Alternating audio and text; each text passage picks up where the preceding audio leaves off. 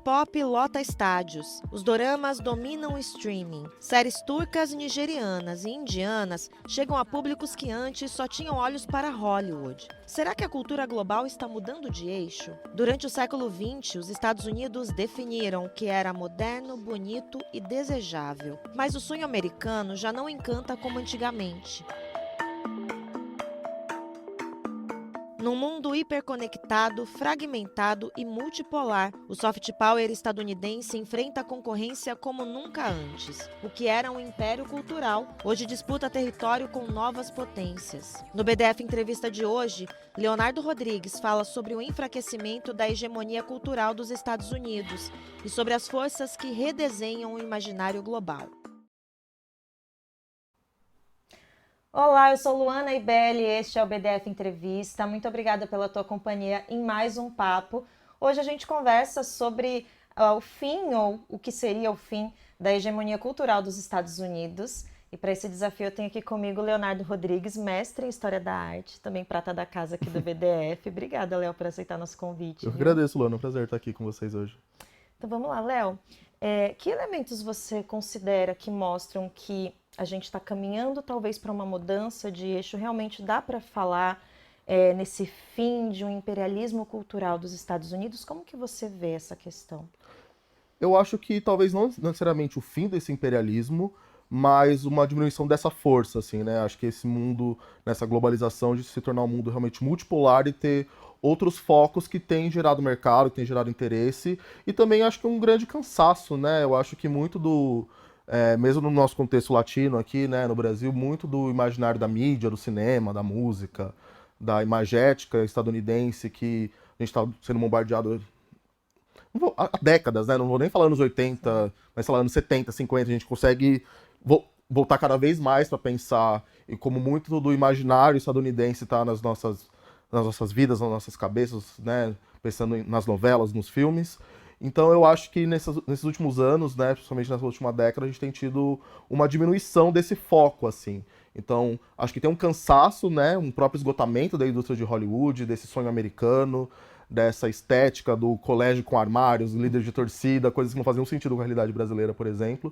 E outros polos têm surgido e ganhado mais força, assim. Acho que é uma junção, né, conjunções econômicas, né, do próprio capital. Então, o capital sempre vai identificar um novo ponto para tentar crescer, claro, né? Mas eu acho que junta um pouco esse cansaço, esse esgotamento das fórmulas, né, da estética estadunidense, com o surgimento e a gente conseguir, né, com esse avanço da internet, novas redes sociais, com todas as suas questões, claro, a gente tem tido mais acesso a outras possibilidades, né, conhecer novas culturas, novos polos, tem conseguido atingir públicos e construir comunidades em todo o mundo. Então, esse elemento que a gente vive hoje contextual, né, de um mundo mais fragmentado e principalmente pensando na internet, isso tem um papel fundamental, então, né, porque antes a gente tinha realmente menos acesso a produtos midiáticos e isso chega de uma outra forma, tanto para quem quer consumir quanto para quem quer produzir também. Então, dá para dizer que esse é um cenário muito marcante nesse contexto, né, pelo que você está dizendo. Não, com certeza. Pensando há 20 anos atrás, que já tínhamos internet, até voltando mais, meio dos anos 90, né, que a internet começa a virar de fato esse mundo mais conectado, né, como algo que a gente consegue utilizar.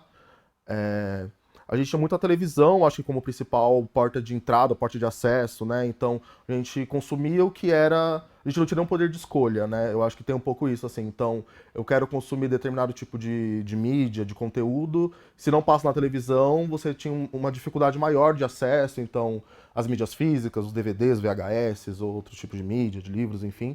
E acho que hoje com a internet, essa descentralização mesmo dos acessos, isso você não tem mais um canal único, né? Claro, a gente tem os algoritmos que controlam, sim, o que a gente consegue acessar ou não, né? Inclusive, eu tenho visto algumas pessoas falando que estão querendo brigar com o próprio algoritmo, porque eu já sei do que eu gosto, então eu não quero só ser bombardeado de conteúdos que eu já gosto, que eu sei que eu vou gostar. Então, se eu sou um cara que gosta de rock e minha rede social só me apresenta o algoritmo coisas de rock, beleza, eu sei que eu vou gostar porque eu gosto de rock, mas e o que não é rock? Será que eu não vou gostar? Por que eu não estou conhecendo mais coisas? Então eu acho que essa possibilidade de novos acessos, essa descentralização do papel que talvez a TV exercesse, no contexto brasileiro principalmente, né, da TV aberta, do que cabia, do que não cabia, do que tinha audiência ou não, eu acho que é realmente um ponto muito importante para que tenha essas novas possibilidades mesmo, né? E essa fragmentação de mundo, como você coloca, né? Então o TikTok, por exemplo, né, essa potência que está fora do eixo estadunidense, que está influenciando todo mundo e trazendo conteúdos que talvez o capital estadunidense não achasse que fizesse sentido, né? E considerando a força desse capital estadunidense como algo que move a indústria cultural mundial, né? Tem um peso, não é o único ponto, claro, mas tem um peso muito determinante para mover esse capital da indústria cultural mundial. Eu acho que é um ponto muito sensível para essas mudanças de eixos mesmo. Interessante você falar do TikTok, né? Porque o TikTok também é um ponto onde a gente vê muitas trends de outros países, né? Aqui no Brasil tem Camila Pudim, tem várias coisas que realmente estão furando essa bolha. Então as pessoas procuram essa conexão, né? A gente conseguiu entender que às vezes não, mas na maior parte do tempo é muito bom ter conexão com pessoas que estão mais próximas da nossa experiência, né? Porque eu acho que tem essa coisa também do soft power, né? De fazer você se aproximar, às vezes, com uma coisa que é tão diferente de você e querer muito ser aquilo.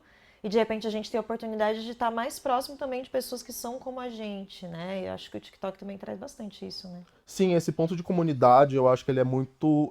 Ele é um ponto muito chave pra gente falar de soft power, de comunidades, de fandoms mesmo.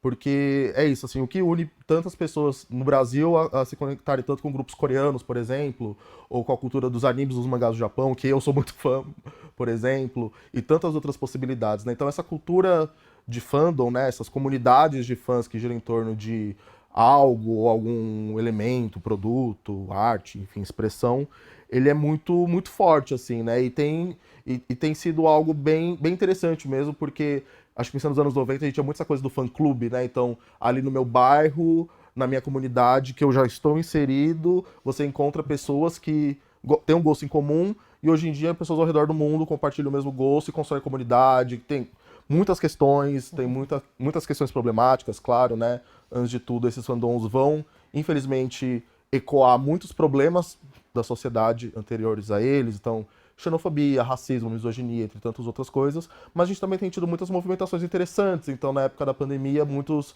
fandoms de K-pop se movimentando para conscientizar a galera a se vacinar, né, lutando contra as fake news, ou na época de eleição, tipo, gente, vão tirar o título, é importante, você que tem 16 anos, que é muito fã do BTS, do Blackpink, tira o título, é importante votar. Então tem esse senso de comunidade, ele é muito forte, muito importante, e claro, né, ele é cooptado pelo capital, mas eu acho que é um ponto muito interessante. Eu já quero voltar nisso, porque o Léo acompanha muitos fandoms, né? Ele é praticamente um especialista nisso.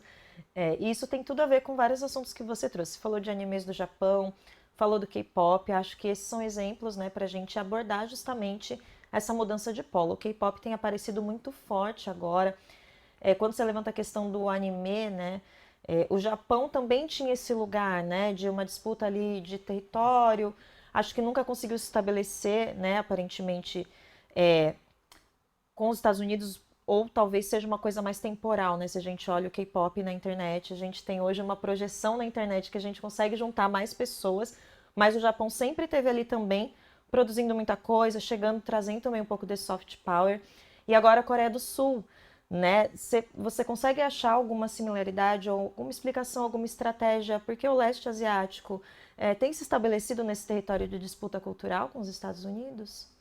É bem interessante para pensar, porque a Coreia, né, depois da separação das Coreias, esse contexto pós-Guerra Fria, né, ter que se reconstruir enquanto país, né, eles observaram muito como Hollywood era uma potência, como esse potencial cultural era um potencial financeiro e de construção de país, de fortalecimento mundial, né, assim, tanto para quem está dentro do país, mas também para fora, né, fortalecimento dessa economia, dessa hegemonia mundial. Então, o que eu tenho acompanhado é que foi uma, digamos, inspiração para a Coreia entender isso e trabalhar internamente para, tipo, vamos usar isso também como uma ferramenta para reconstrução de país, para reconstrução da nossa cultura e essa indústria do K-pop, né? Porque tem realmente muito investimento do governo, né? Porque eles entendem a força e a potência desse capital cultural, que vira um capital financeiro, que vira um capital turístico, que vira um capital questões de ações também, o mundo todo começando a ter um maior interesse pela Coreia, né?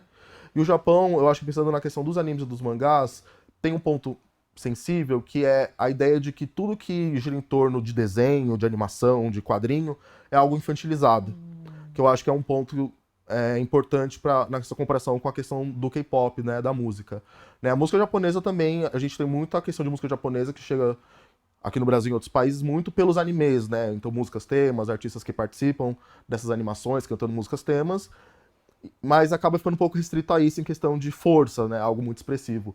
Mas eu acho que o K-pop conseguiu se construir enquanto gênero musical, realmente também bebendo de fontes dessa cultura ocidental, dos Estados Unidos, europeia também, mas investindo em tecnologia, em estética, em criar uma conexão com os fãs também, né? Porque pensando nos grupos de K-pop, né, pelo que eu acompanho, tem muito isso de tem o membro que é o rapper, o membro que é o que em japonês seria o Bishonen, que é o menino bonito, né? Eu não sei o termo em coreano correspondente.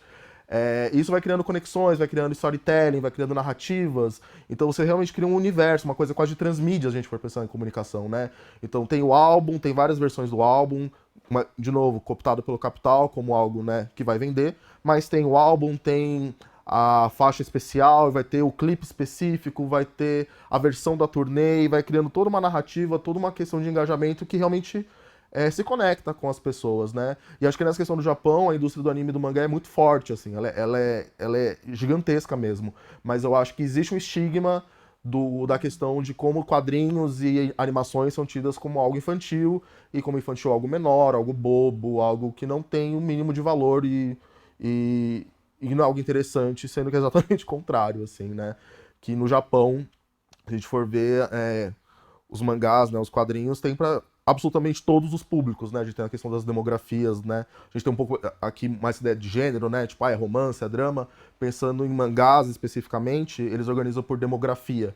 Então, eles têm publicações em almanaques semanais ou mensais, que saem de 20 a 40 capítulos de mangás diferentes. E conforme determinam o público daquela revista, a gente tem essa demografia. Então tem para infanto-juvenil para meninos, para meninas, para crianças, para mulheres mais velhas, homens mais velhos, para famílias. Então, isso é só um exemplo para falar de como é realmente uma indústria que vai para todos os públicos e que eu acho que, saindo do Japão, saindo desse contexto do leste asiático, quando chega, fica um pouco nessa coisa de, é só um desenho. Não faz sentido, é infantil. Exatamente o contrário, assim, e acho que algo muito interessante nesse ponto é o Demon Slayer, que é um grande fenômeno dos animes recentes, que tá com um filme no cinema, Caçado Infinito, que tá batendo todos os recordes de bilheteria. Assim, batendo de frente mesmo, acho que passando Hollywood mesmo, assim. Quebrou o recorde de Your Name, que tinha quebrado o recorde de Viagem de Chihiro, no começo dos anos 2000, em questão de salas ao redor do mundo, de famílias indo ver. Então acho que isso é um exemplo da força dos animes, mas o K-pop tem conseguido acessar, acho que, camadas e esferas e criando conexões e comunidades realmente numa atuada muito diferente, assim, e que eu acho que não passa um pouco por esse filtro do infantil, embora seja estigmatizado também, né? Muitos ritmos, pensando em música, que são, digamos, atrelados a um público mais feminino, LGBT, é sempre desvalorizado, é sempre colocado como menor ou fútil. Então, se a gente for pensar na música pop, então, sei lá, se uma pessoa é fã de Lady Gaga, talvez ela seja vista como tosca, ao contrário de uma pessoa que é fã do Elvis. E não pelo que esses artistas são necessariamente, mas por um ser visto como rock, outro visto como pop. E como esse rock é muito visto como algo masculino e o pop como algo feminino e fútil, LGBT. Então, eu acho que tem realmente essa grande mistura mesmo de pontos a serem considerados. Tem os doramas também, né, que são uma febre um pouco mais recente. E aí queria te perguntar se você tem acompanhado também, né, essa discussão e essas mudanças narrativas, estéticas, né? A gente tinha coisas muito estabelecidas pensando no modelo estadunidense, né? Uhum. Tanto de aparência quanto da forma como essas histórias são contadas. E aí a gente tem os doramas que estão dominando os streamings, né? Como a gente bem viu. São muitas opções, atingem também uma faixa de público diferente, né? Muito voltado para mulheres também. A gente percebe que a grande parte desse público é feminino, como você bem disse. Então, queria te ouvir. A gente consegue traçar diferenças de narrativas, escolhas estéticas que quebram, né? Que de certa forma representam alguma ruptura ou não com o que a gente já estava habituado, né? Há tanto tempo assistindo o que vinha dos Estados Unidos, por exemplo. Sim, essa questão dos dramas leste-asiáticos, eles têm sido uma discussão muito, muito importante, assim. Acho que tem um primeiro ponto em questão da terminologia, porque existe uma confusão que passa por uma questão de racismo também, de atrelar todas as produções nessa coisa mais de novela, de série, que é do leste asiático, como dorama. Só que dorama é uma palavra japonesa. Então, quando a gente vai falar de dramas coreanos, a comunidade reivindica que seja usado o K-drama. Porque dorama é uma palavra de origem japonesa, tem toda uma questão histórica também do Japão com a Coreia. E essa ideia de leste asiático como se fosse uma única coisa, né? Passando pela questão de racismo. Então, cultura chinesa, coreana, japonesa, ou de qualquer outro país ali próximo ser vista como uma única coisa. Então, esse é um ponto que eu tenho acompanhado muitas discussões, realmente, da comunidade de não é dorama, é K-drama, é algo bem importante. Mas em questão estética também, que passa muito pela questão do K-pop, dos idols também, é um pouco, acho que desse esgotamento dessa visão tão do homem, do masculino, do macho, né? Então, se a gente pensar como os idols de K-pop, né, os cantores de K-pop, eles têm uma outra estética que não é necessariamente aquela que a gente cresceu vendo do cara forte, bombado, louro, bruto, super masculino, uma ideia de hipermasculinização. Né, eles têm, pelo menos a grande maioria, acaba oferecendo uma outra perspectiva mesmo, né, de masculinidade, né? Claro, também vão ter várias questões, também vão ter questões raciais dentro também desse contexto coreano, né, de como existe um processo de tentar deixar a pele deles mais brancas, porque a pele mais branca pode ser atrelado a algo mais positivo do que uma pele menos branca, né? Mas eles oferecem um outro modelo de masculinidade mesmo. Isso é muito interessante, né? Acompanhando a galera que é fã, de, de realmente ter mais um interesse por outra possibilidade mesmo, né? Claro, a gente cai em muitas questões também, né? De como, infelizmente, pode ser fetichizado, pode ser realmente processo de racismo, né? De fetichizar, de coisificar, de tornar só como um objeto, só como, eu quero um namorado coreano, eu quero um marido coreano. E a gente tem tido várias questões que os consulados da Coreia no mundo todo têm lidado, de mulheres de vários países do mundo que viajam para a Coreia em busca de um casamento com um homem coreano, porque acha que aquilo que elas assistem no K-drama é a realidade. Mas aí também a gente pode pensar em vários problemas anteriores de por que as pessoas chegou a isso. Não é uma coisa exclusiva disso, né? Infelizmente esse tipo de coisa sempre aconteceu, né? Mas é interessante, né, Léo, porque a gente sempre teve, a gente está falando aqui o tempo todo, né, desse império cultural americano, estadunidense, que a gente sempre teve acesso, e aí a gente tem uma quebra, né, e uma disputa, a chegada de outro padrão, mas mesmo assim dá para perceber uma diferença, né, porque a gente sempre teve o ideal estadunidense, do homem Sim, branco, do homem bruto, enfim, como você falou, mas me parecia que existia uma fetichização tão grande como acontece no caso dos coreanos, né, dos asiáticos, enfim. Existe uma diferença também, você consegue ver algo nesse sentido, que a racialização, nesse caso, a gente ainda não conseguiu, né, como sociedade, se livrar dessa inferiorização, mesmo que seja um fenômeno tão forte que tenha atingido tantas pessoas. com certeza, né? O que eu vou falar agora tá mais pensando no contexto brasileiro, né? Mas vão ter suas especificidades em outros lugares, né? Mas esse ideal de branquitude enquanto centro do universo, né? Que vem muito do modernismo, do século XIX, de que o branco europeu é o centro do universo, eles são a referência e todo o resto do mundo é algo exótico, é algo que infelizmente reverbera no Brasil, né? Por mais que o Brasil não seja um país branco, a sociedade brasileira se constitui por um viés colonial, racista e de branquitude, infelizmente, né? Quando a gente fala de branquitude, né, até pensando no livro da Cida Bento, né, o Pacto da Branquitude, é muito essa ideia de que as pessoas brancas não se entendem enquanto racializadas. O racializado é sempre o outro. Então, pessoas negras são racializadas, pessoas indígenas, pessoas de descendência, das diversas descendências da Ásia, da Oceania, enfim, são racializados e eles não.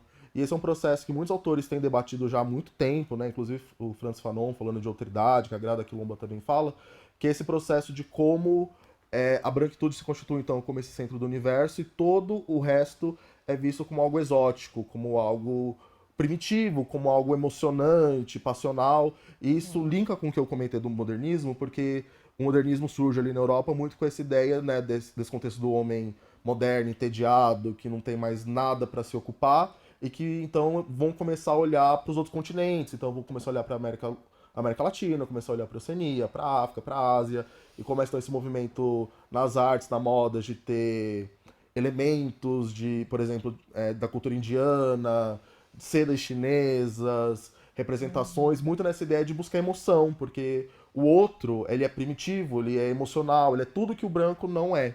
Tudo que a branquitude não se coloca, né? E esse processo de autoridade é realmente um processo de espelhamento. Então, como os autores colocam, né, é um processo de que eu não sou nada disso, eu não tenho emoção, não tenho violência, não tenho desejo sexual, não tenho agressividade, mas o outro tem. E isso me fascina e eu consumo isso como um produto. E isso, infelizmente, reverbera um pouco também, né, nessas dinâmicas, né? Então, quando eu tenho algumas amigas que já comentaram, né, de família japonesa, de estar num espaço público, vivendo a vida delas e chegar alguma pessoa abordando, chamando de dorama, de Coreia, de vai, vou ficar na sua casa, nossa, que legal, adoro dorama. E é uma coisa que, infelizmente, sempre aconteceu, né, com comunidades leste-asiáticas aqui no Brasil, né? Então, de toda pessoa ser taxada como chinês, um termo pejorativo. Eu tenho algumas amigas ilustradoras também, que são de descendência coreana, que já foram convidadas para fazer trabalhos da imigração japonesa, mas assim, você está me contratando, mas você nem pesquisou sobre meu trabalho, sendo que eu falo sobre Coreia, sabe? Não é a mesma coisa. Então tem um cansaço histórico também nisso, né?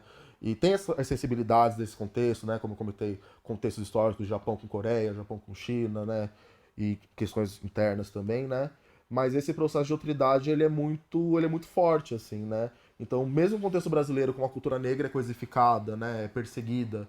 Então, também no começo do século XX, aqui no caso do Brasil, com o modernismo no Brasil, de como é, pintores começavam a retratar as favelas, as comunidades, as pessoas racializadas, mestiças, como colocavam, negras, como algo símbolo de brasilidade, ao mesmo tempo que as pessoas negras não estavam tendo nenhum tipo de avanço, nenhum tipo de acesso, nenhum tipo de inclusão de fato, né, de melhoria nas suas vidas. Então, claro, eu falo isso nesse contexto brasileiro, fazendo um paralelo com esse contexto da Coreia, do Japão, nesse consumo com essas culturas, né? Claro que vão ter suas especificidades, paralelos que a gente pode pensar melhor, mas acho que a partir do nosso contexto brasileiro é algo que faz muito sentido de pensar, né? De como parte muito dessa ideia da branquitude, de tudo que não é branco é exótico, é diferente, é algo para ser consumido, e não existe uma ideia realmente de respeito por essas culturas, né?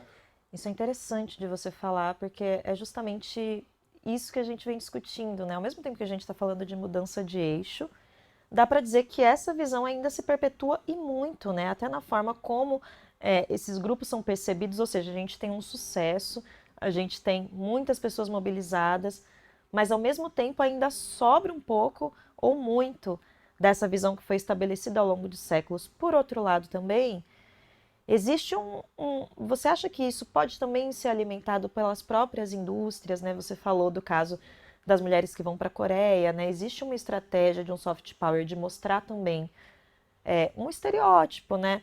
De homem, de romance. Essas narrativas também são construídas de forma a serem vendidas e conquistar também as pessoas nesse sentido. Então, você acha que também tem esse outro lado, como essas narrativas também são utilizadas, né, para passar uma imagem que às vezes não é totalmente verdadeira, e até que ponto a gente continua sendo influenciado ainda por todo esse histórico de outra idade, como você trouxe aqui. Sim, com certeza. Eu acho que isso em diferentes contextos mundiais mesmo, né? Até a gente pensando nas novelas brasileiras, né? Quantos corpos gordos a gente vê de pessoas que são PCDs ou tem qualquer tipo de corpo que foge do padrão branco e magro ou que não estão num contexto de subalternidade nessas narrativas, né? Então, pensando nessas indústrias em outros países, como na Coreia também, ou nos próprios Estados Unidos, é, é mais vendável, né? Infelizmente, essa é a verdade, é mais vendável. Então, por mais que eu acho que a gente tenha realmente uma descentralização, a gente tenha tido acesso a outras narrativas, outros tempos, né? Então, pensando um pouco nessa questão da narrativa mesmo, dos produtos audiovisuais, como você comentou também, o tempo estadunidense, hollywoodiano, muito aquela coisa, muito corte, tudo muito rápido e muita coisa. E outros países têm outras perspectivas de produções, né? Umas coisas um pouco mais contemplativas. Muitas produções coreanas também têm uma coisa um pouco mais acelerada, mas ainda assim é uma outra narrativa, é um outro ritmo, né? E é muito maluco também como Hollywood sempre tenta cooptar essas coisas pra eles, assim, né? Então, é muito comum animes que dão muito certo no Japão, fora do mundo, e aí algum estúdio de Hollywood resolve que vai fazer uma versão em live action, né, com atores, e fica horrível. Porque eles vêm só como uma estética, só como um produto ali e querem copiar a casca pra fazer uma coisa, mas tem toda uma questão cultural, uma questão de religião, enfim, da cultura japonesa mesmo que tá imbuído naquilo, assim como as nossas tradições afro-indígenas do Brasil, assim como questões coreanas também. Então, tem também um pouco desses movimentos de aquilo tá dando certo? Beleza, eu vou replicar. Então, pensando na música, sei lá, Rosalía, né, que é uma cantora, né, catalã, que tá estourando aí no mundo, tá cantando sem ser inglês, também canta inglês, mas sem inglês, e tá influenciando o mundo todo, mas como também a indústria estadunidense começa a querer copiar aquilo, replicar, virar um pastiche, né? Mas eu acho que cai muito nessa questão do capital mesmo, né? Por mais que é isso, assim, a gente tem outros centros, mas são centros capitais também. Então a Coreia é um lucro, né? Então, assim, tem várias questões também dessa própria indústria do K-pop mesmo, dos idols, né? Questões de assédio, questões de padrão de corpo, principalmente com as mulheres, né? Então, são outras.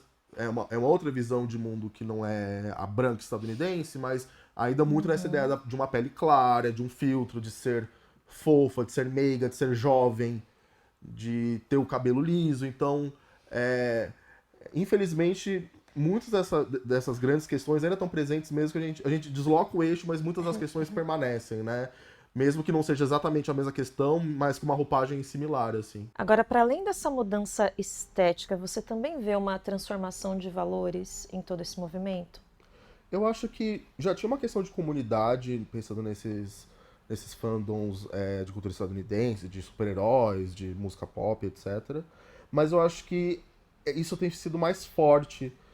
Eu acho pensando no K-pop, pensando nos animes também. Então aqui em São Paulo, por exemplo, o Centro Cultural ali na Vergueiro, há anos que, se você vai lá, tem sempre vários grupos de diversas vertentes de dança, mas muita gente dançando K-pop, assim, né? Galera se mobilizando pra criar grupo, pra dançar, pra competir, claro, mas também pra se divertir, pra se exercitar. Então eu acho que tem um poder de mobilização muito forte de comunidade que aí eu não vou saber precisar se é por não ser estadunidense ou, também, ou se por esse contexto que a gente tá também, de redes sociais, né? Então, É interessante, porque sempre esses valores estadunidenses são muito associados ao individualismo, e aí a gente tem uma busca maior por comunidade, mas aí, pelo que você está falando, não dá para saber se uma coisa está separada, por exemplo, da cultura de internet, né? Mas é é. fato que existe. Sim, porque eu fico pensando assim, né? Porque realmente na música coreana, no que eu tenho acompanhado, são realmente mais grupos, né? Então, grupos femininos, grupos masculinos, e não necessariamente um cantor solo, que é muito mais atuada da música pop nos Estados Unidos e na Europa, por exemplo, né? Então tem um grupo original, às vezes, sei lá, tem grupos de 5, tem grupos com mais de 10, quase 20 membros. Então, esses grupos de dança que realmente se mobilizam em diversos bairros de São Paulo, para o Brasil todo, na verdade, né, no mundo todo. Mas ao mesmo tempo, acho que tem muito essa coisa da cultura da internet mesmo, o TikTok, de você já crescer conectado, crescer sendo bombardeado de informação, de conteúdo, de acesso. Então, sei lá, ontem no metrô eu vi uma criança chorando porque queria o celular, e devia ter 2 anos o bebê. E eu fico pensando, meu Deus, assim, eu fui ter celular já na faculdade, praticamente. Então, eu acho que é realmente um outro contexto de juventude, né? Eu acho que tem um pouco isso, né? O que acontece, eu acho que existe muito, realmente, um preconceito do que é a juventude, né? Então, tipo, como repetindo aquilo que eu comentei no começo do programa, né? De coisas mais tidas como femininas, o LGBT são tidas como toscas. Mas, sei lá, a galera nos anos 60 com Beatles também corria atrás dos caras, eles iam pro lugar, eles iam atrás, teve toda a coisa da bitomania, então não é uma coisa de agora, não é uma coisa das jovens ou dos jovens de hoje, é uma coisa da cultura mesmo, né? Da indústria Esse é um cultural. ponto fundamental, porque a gente associa muito com a juventude, né? Eu que Sim, estou com 37 anos agora, para mim é um universo ainda muito pouco explorado. E eu vejo como algo de pessoas muito mais jovens, de uma geração Z, alfa. Dá para dizer que tem muito a ver, né, essa cultura do K-pop, enfim, com essa juventude ou não, pelo que você está dizendo, é um movimento de jovens ao longo da história, né? Jovens curtindo essas coisas, sendo sim, fãs, formando comunidades, e a gente tem essa juventude que tem a internet, e isso também influencia como eles apreciam isso, o que chega pra gente. sim, assim como a juventude, com certeza a juventude pós-televisão não é a mesma da juventude antes da televisão, ou com rádio, ou ou com computador pessoal em casa, agora com...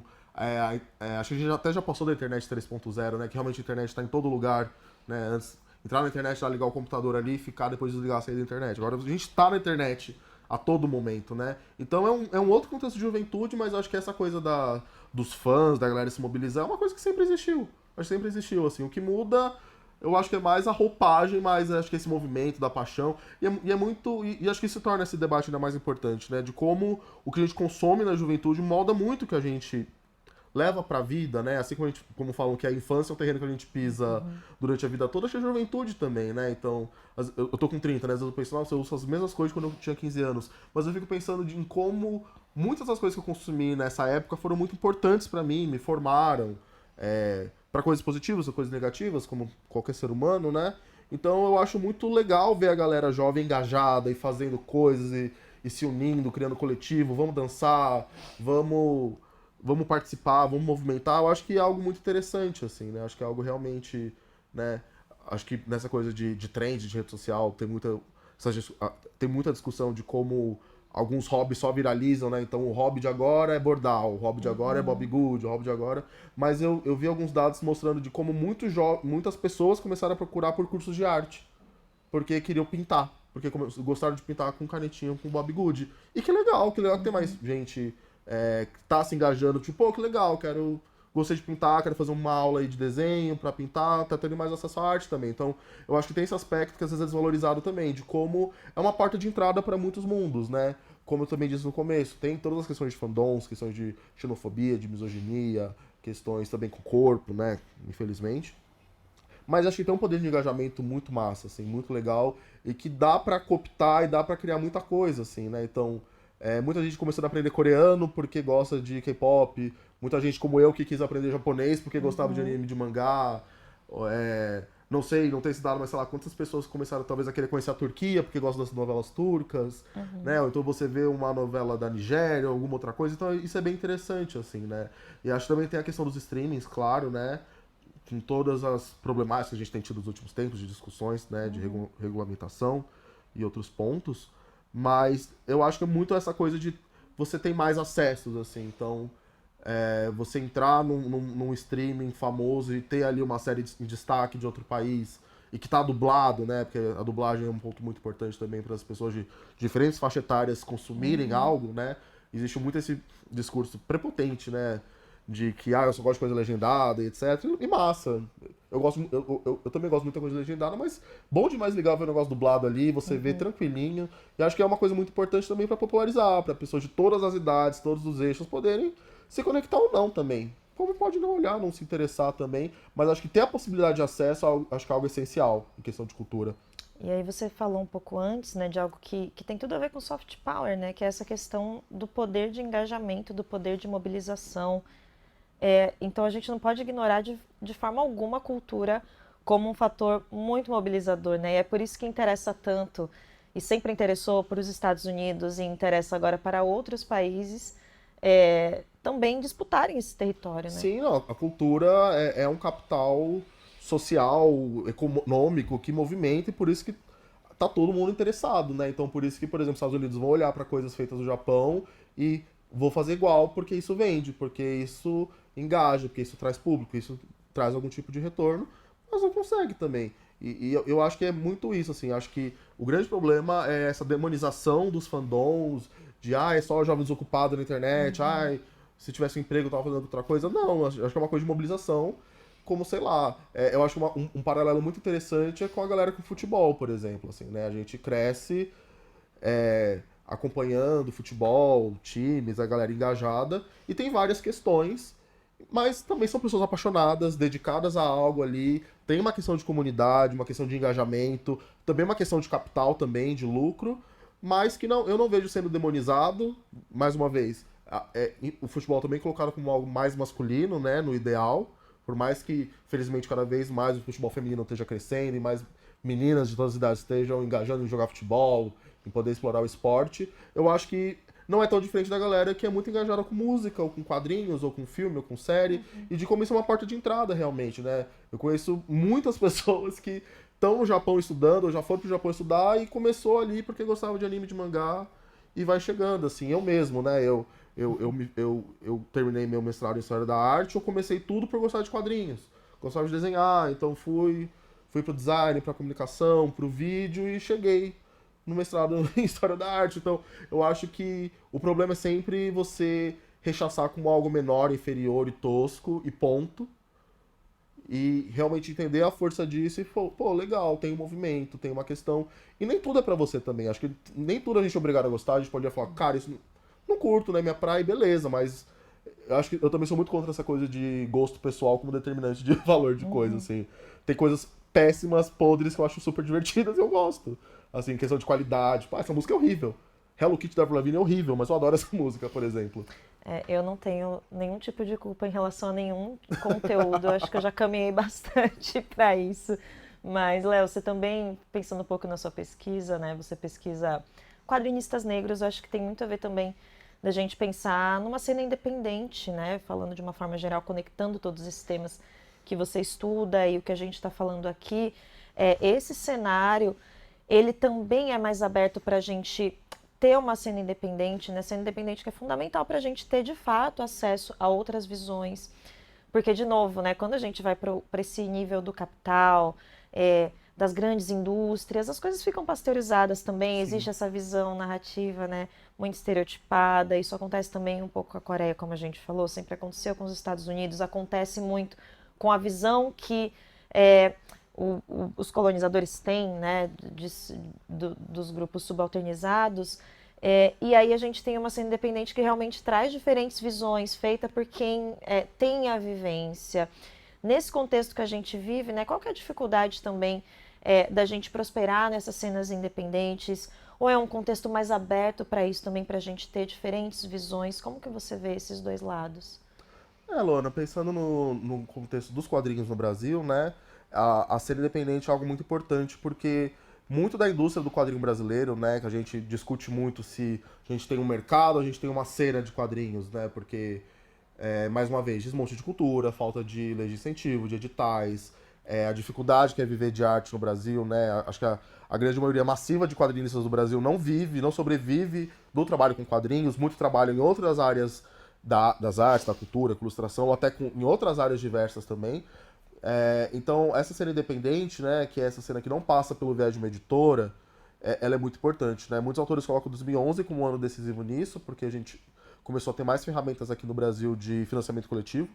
Então, se eu sou quadrinista, eu não necessariamente preciso mais apresentar um projeto para uma editora, passar pelo crivo ali de um editor, de um conselho editorial que acha que aquilo é vendável, que tem a ver ou não. Eu consigo formar a comunidade, me comunicar com pessoas que têm interesse na minha obra pela internet, e se elas toparem engajar no meu projeto, conseguem esse financiamento e conseguem botar esse projeto no mundo. Claro, de 2011 para cá a gente caminhou muito, com muitas questões, muitos avanços, muitos retrocessos. Mas essa cena independente ela é muito importante, exatamente porque realmente a gente acho que a possibilidade de brechas nesse sistema tão excludente, em todos esses filtros, né? Então, se um projeto ele é recusado é porque ele é ruim, ou é porque ele não vende, mas quem disse que não vende? Quem disse que não tem pessoas interessadas, né? Então, quando a gente pensa em quadrinistas negros, o Brasil isso também é um ponto, né? É muito difícil na pesquisa a gente precisar, às vezes, nomes de quadrinistas negros quando a gente começa a voltar mais na década de 80, 70, etc. Mas não porque não existiam, mas tem toda uma questão da historiografia da arte no Brasil, de apagamento da presença negra, de como muitos artistas negros nem eram tidos como artistas ou tinham um trabalho desvalorizado, né? E com essa cena independente um pouco mais forte, né, mais movimentada, a gente tem tido cada vez o conhecimento de mais pessoas negras que estão produzindo quadrinhos. Né, porque acho que são dois pontos. Né? Uma coisa são ter pessoas negras produzindo quadrinhos, outra coisa é que essas pessoas estejam sendo conhecidas, seus trabalhos cheiem nas pessoas, que eles consigam participar dos eventos, das feiras, que esses quadrinhos sejam realmente levados a sério, assim, né? Tem um universo de estratégias que, como a gente falou aqui, alguns conseguem aplicar, né? Porque também participam, né, de certa forma, de interesses, né, do Sim. capital e a dificuldade de outros. E aí, pensando já em fechar, né, tudo isso que a gente conversou aqui, a gente falou de muita coisa de cultura pop, sempre pensando em possíveis mudanças de eixo, em novas possibilidades, nesse cenário tão multipolar e com tantas possibilidades como a gente disse, a gente realmente caminha para um cenário mais promissor ou preocupante? Como que você avalia isso? Eu acho que sim para as duas perguntas. Eu acho que o cenário ele é muito promissor, eu acho que tem um esgotamento realmente dos modelos, né? Assim como, por exemplo, muitas pessoas têm procurado mais atividades offline, fora de telas, então volta da mídia física, do vinil, do livro, né, impresso. Eu acho que tem realmente um esgotamento que também vai para as narrativas. Então, não é mais ok você ter uma novela, por exemplo, que não tem uma presença negra sem ser estereotipada. Não é mais ok você ter a subalternização de grupos a todo momento. Não é mais ok grupos leste-asiáticos, indígenas, negros, que são colocados como racializados, serem estereotipados e tratados de forma racista na mídia, assim. Infelizmente continua acontecendo, mas não é mais ok. As pessoas vão se manifestar, elas vão falar. Então eu acho que é algo que, infelizmente, caminha junto, assim. Acho que ao mesmo tempo que o cenário é muito promissor, a gente tem cada vez mais pessoas fazendo coisas diferentes, pensando na produção independente de quadrinhos, por exemplo, a gente tem quadrinhos independentes sendo concorrendo ao Jabuti, por exemplo, como a gente teve esse ano, tem tido nos últimos anos, inclusive. Eu acho que tem realmente cada vez mais potencial para que a gente tenha mais narrativas, consolidação e pensamento de novas, não só da narrativa, mas de quem conta essas narrativas, né? Porque narrativas negras, femininas ou de outros grupos sempre existiram, mas quantos homens não eram as pessoas, homens brancos ou pessoas brancas que estavam só contando essas histórias, né? Então eu acho que o cenário ele é muito promissor, mas infelizmente ainda tem muita luta. Tem muita luta pela frente. Léo, muito obrigada, adorei o papo. É sempre bom falar de cultura pop, uma ótima desculpa para a gente discutir cultura e as coisas que a gente gosta. Obrigada, viu, pela Eu que conversa. agradeço, Luana. E assim a gente encerra o nosso BDF Entrevista. Muito obrigada pela companhia até aqui. E aproveito para te lembrar que a gente está sempre no YouTube do Brasil de Fato ou na Rede TVT. Tem programa novo de segunda a sexta. Obrigada pela companhia. Até a próxima. Tchau.